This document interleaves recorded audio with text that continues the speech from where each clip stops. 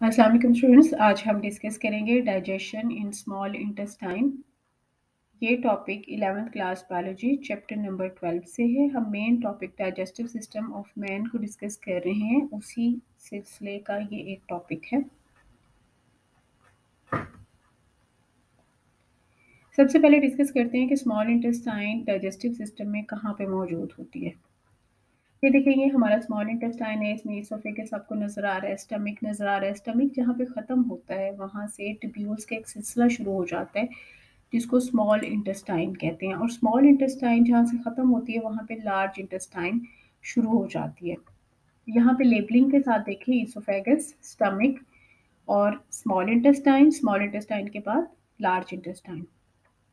Again इसको देखें, stomach जहाँ पे खत्म होता है वहाँ पे स्मॉल इंटेस्टाइन है। ये जो इंटरनल कन्वोल्यूटेड ट्यूब्यूल्स हैं ये स्मॉल इंटेस्टाइन है, और उसके बाहर एक बड़ी सी जो ट्यूब है ये लार्ज इंटेस्टाइन है। ये डाइजेस्टिव सिस्टम या एलिमेंट्री कैनाल में कहाँ पे स्मॉल इंटेस्टाइन मौजूद है हमने उसको डिस्कस किया है। उसके बाद इसके स्ट्रक्चर की बात करते हैं स्मॉल इंटेस्टाइन के। तो ये ट्यूब्यूल्स होती हैं स्मॉल इंटेस्टाइन, लेकिन इन ट्यूब्यूल्स को हम 3 पार्ट्स में डिवाइड कर सकते हैं। सबसे पहला जो पोर्शन है स्मॉल इंटेस्टाइन का, जिसको यहाँ येलो कलर से दिखाया हुआ है, इसका नाम है ड्यूटीनम। जो नेक्स्ट पोर्शन है उसका नाम है जेजुनम, और जो लास्ट पोर्शन है उसका नाम है इलियम। ये ट्यूब्यूल एक ही है, लेकिन उसको उसके फंक्शंस के लिहाज से 3 पार्ट्स में डिवाइड किया गया है, ड्यूटीनम, जेजुनम एंड इलियम, क्योंकि ये तीनों हिस्से मुख्तलिफ काम करते हैं। स्मॉल इंटेस्टाइन के साथ ग्लैंड्स भी अटैच हैं, जैसे पेंक्रियाज और लिवर। ये ग्लैंड्स अपनी सेक्रीशन स्मॉल इंटेस्टाइन को देते हैं, तो ही स्मॉल इंटेस्टाइन के अंदर डाइजेशन होती है। पेंक्रियाज और लिवर का टॉपिक इन डिटेल हम प्रीवियस 2 लेक्चर्स में डिस्कस कर चुके हैं, जिनका लिंक यहाँ पे मौजूद है। यहाँ पे देखें लिवर स्टमक के साथ मौजूद है, और ये पेंक्रियाज है। पैंक्रियाज का जो दो तरह के फंक्शन होते हैं, endocrine function and exocrine function. जो एक्सोक्राइन फंक्शन है वो एंजाइम प्रोड्यूस करना है। ये 3 एंजाइम्स प्रोड्यूस करता है, अमाइलोप्सिन जो कि कार्बोहाइड्रेट को डाइजेस्ट करते हैं, लाइपेज फैट को डाइजेस्ट करते हैं, और ट्रिप्सिन। ट्रिप्सिन भी इनएक्टिव फॉर्म में प्रोड्यूस होता है, और ये प्रोटीन को डाइजेस्ट करता है, उसको एक्टिवेट करता है एक और एंजाइम जिसका नाम है इंटेरोकाइनेज। लिवर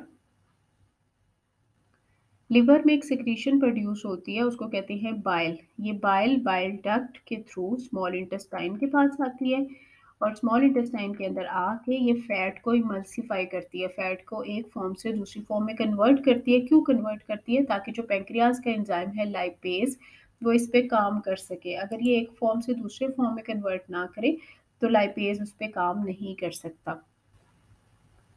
ये ड्यूटीनम का काम था। ड्यूटीनम के अंदर लिवर की सिक्रीशन आ रही थी और पैंक्रियाज के एंजाइम आ रहे थे। लिवर की सिक्रीशन का नाम बाइल है, और पैंक्रियाज के 3 एंजाइम्स आ रहे थे, अमाइलोप्सिन, लाइपेज और ट्रिप्सिन। अब स्मॉल इंटेस्टाइन के नेक्स्ट पोर्शन की बात करते हैं, जिसका नाम है जेजुनम। ये नेक्स्ट पोर्शन है जेजुनम। जेजुनम जो है ये सेकंड पोर्शन है स्मॉल इंटेस्टाइन का, जो कि ड्यूटीनम से स्टार्ट होता है, और इलियम जो कि लास्ट पोर्शन है वहाँ पे ख़त्म होता है। ये 2.4 मीटर इसकी लेंथ होती है, और ये स्मॉल इंटेस्टाइन के 2/5 पे मुश्तमिल होता है। जो रिमेनिंग लोअर 3/5 है वो इलियम पे मुश्तमिल है।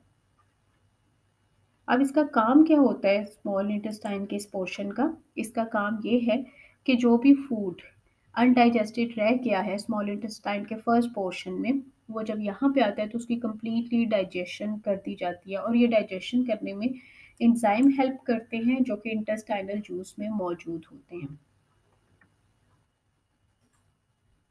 उसके बाद थर्ड पोर्शन स्टार्ट होता है। फर्स्ट पोर्शन ड्यूटीनम डिस्कस कर लिया है, उसके बाद सेकंड पोर्शन हमने जेजुनम डिस्कस कर लिया है। ड्यूटीनम के पास लिवर और पैंक्रियाज की सिक्रीशंस आ रही थी। जो उसके बाद नेक्स्ट पोर्शन है जेजुनम, जो थोड़ा बहुत अनडाइजेस्टेड फूड था, वो भी पैंक्रियाटिक जूस यहाँ मौजूद है, इंटेस्टाइनल जूस मौजूद है जो कि इसको डाइजेस्ट करता है। जो लास्ट पोर्शन है इलियम, इसने डाइजेशन नहीं करनी, इसने एब्जॉर्प्शन ऑफ फूड करनी, यानी फूड को यहाँ से ब्लड को दे देना है और लिम्फेटिक सिस्टम को दे देना है, और ब्लड से फिर पूरी बॉडी में फूड सर्कुलेट करता है, सेल्स को मिलता है, हर सेल के पास वो फूड जाता है और एटीपी में कन्वर्ट होता है एक प्रोसेस के थ्रू, और हमें एनर्जी मिलती है। इलियम में एब्जॉर्प्शन ऑफ फूड है। इलियम में एब्जॉर्प्शन ऑफ फूड किस तरह से होता है? ये देखिए, ये स्मॉल इंटेस्टाइन, इसका लास्ट पोर्शन जिसमें सारी एब्जॉर्प्शन होती है फूड की। ये इलियम का इंटरनल स्ट्रक्चर है। अगर आप देखें तो इसकी इंटरनल सरफेस के अंदर आपको फिंगर लाइक आउटग्रोथ नज़र आएगी और ये वेलवेटी होती है। ये जो आउटग्रोथ इसके अंदर मौजूद है स्मॉल इंटेस्टाइन के अंदर, इसको कहते हैं विलाय। हर विलाय काफ़ी सारी माइक्रो विलायस पे मुश्तमिल होती है। अगर हम इसका स्ट्रक्चर देखें विलाय का, तो अंदर से देखें तो इसके पास ब्लड वेसल्स मौजूद है और इसके पास लैक्टील मौजूद है। ब्लड वेसल यहाँ पे आपको ब्लू और रेड कलर में नज़र आ रही है और ये जो येलो कलर की नज़र आ रही है उसको लैक्टील कहते हैं। इनका काम क्या होता है? ब्लड कैपिलरीज यहाँ से फूड के कुछ पोर्शन एक्टिव ट्रांसपोर्ट के थ्रू और डिफ्यूजन के थ्रू ब्लड में जाते हैं। कौन सा पोर्शन एक्टिव ट्रांसपोर्ट के थ्रू और एक्टिव डिफ्यूजन के थ्रू ब्लड में जाता है? वो है शुगर और अमाइनो एसिड्स। शुगर और अमाइनो एसिड जो कि यहाँ पे फूड आ गया, वो डाइजेस्टेड फूड है, उसमें से जो शुगर और अमाइनो एसिड्स हैं वो डिफ्यूजन डिफ्यूजन कहते हैं जब चीज़ हाई कंसंट्रेशन से लो कंसंट्रेशन की तरफ चली जाती है, उसके थ्रू ब्लड में चले जाते हैं। और एक्टिव ट्रांसपोर्ट, कुछ चीज़ें लो कंसंट्रेशन से हाई कंसंट्रेशन की तरफ जाती हैं लेकिन उसके लिए एनर्जी की ज़रूरत होती है, उसे कहते हैं एक्टिव ट्रांसपोर्ट। एक्टिव ट्रांसपोर्ट के थ्रू ब्लड कैपिलरीज में चले जाते हैं। और कुछ फैटी एसिड्स और ग्लिसरॉल हैं वो भी ब्लड में चले जाते हैं। ब्लड के अंदर शुगर, अमाइनो एसिड्स, कुछ फैटी एसिड्स डिफ्यूजन और एक्टिव ट्रांसपोर्ट के थ्रू ब्लड वेसल्स में चले गए। ये ब्लड वेसल्स कहाँ मौजूद हैं? विलाय और माइक्रोविलाय में मौजूद हैं। जबकि जो लार्ज फैटी एसिड्स होते हैं और कोलेस्ट्रॉल होते हैं वो विलाय के एपिथेलियल में एंटर होते हैं और वहाँ ये आपस में मिलके फैट बना देते हैं। ये जो फैट है ये लैक्टील में, ये जो अंदर येलो कलर की आपको नजर आ रही है ट्यूब, उसके अंदर एंटर हो जाते हैं।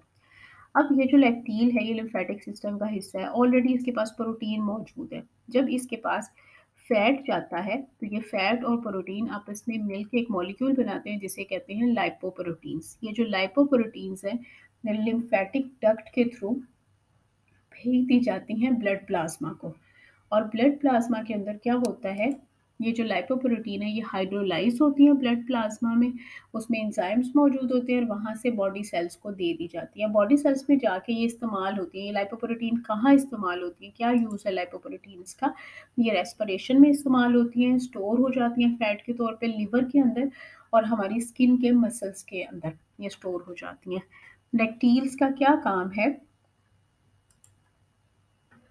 जो लैक्टील्स हैं उसके पास फैट आता है, फैटी एसिड आता है फैट की फॉर्म में और लैक्टील के अंदर ऑलरेडी प्रोटीन मौजूद है। ये जो प्रोटीन्स हैं ये फैट के साथ मिलती है, लाइपोप्रोटीन बनाती है, वहाँ से लिम्फेटिक डक्ट के थ्रू ये ब्लड के पास चली जाती हैं और ब्लड के अंदर एंजाइम्स मौजूद हैं जो उसको हाइड्रोलाइज करते हैं, सेल को देते हैं और सेल के अंदर या तो ये स्टोर हो जाती है या फिर इस्तेमाल हो जाती है। कहाँ कहाँ इस्तेमाल होती है? रेस्पिरेशन में इस्तेमाल होती है, हमारे लिवर में स्टोर होती है और हमारी स्किन के नीचे स्टोर हो जाती हैं। अब फूड स्मॉल इंटेस्टाइन के लास्ट पोर्शन में पहुंच चुका है, जो एब्जॉर्ब हो गया। जो अनडाइजेस्टेड फूड है अब उसने आगे जाना है। अब ये जो अनडाइजेस्टेड फूड है पेरिस्टाल्टिक एक्टिविटी के थ्रू पूरी एलिमेंट्री कैनाल यानी डाइजेस्टिव सिस्टम में फूड मूव करता है। इलियम के एंड पे इलियोलिक स्फिंक्टर मौजूद है। स्फिंक्टर कोई भी ऐसा स्ट्रक्चर जिसमें ओपन और क्लोज होने की एबिलिटी होती है उसको ऐसा मसल उसको स्फिंक्टर कहते हैं। वो ओपन और क्लोज होता है टाइम टू टाइम और वहाँ से स्मॉल इंटेस्टाइन से फूड लार्ज इंटेस्टाइन में चला जाता है। इसके साथ ही ये टॉपिक हमारा खत्म हुआ। Thank you for watching.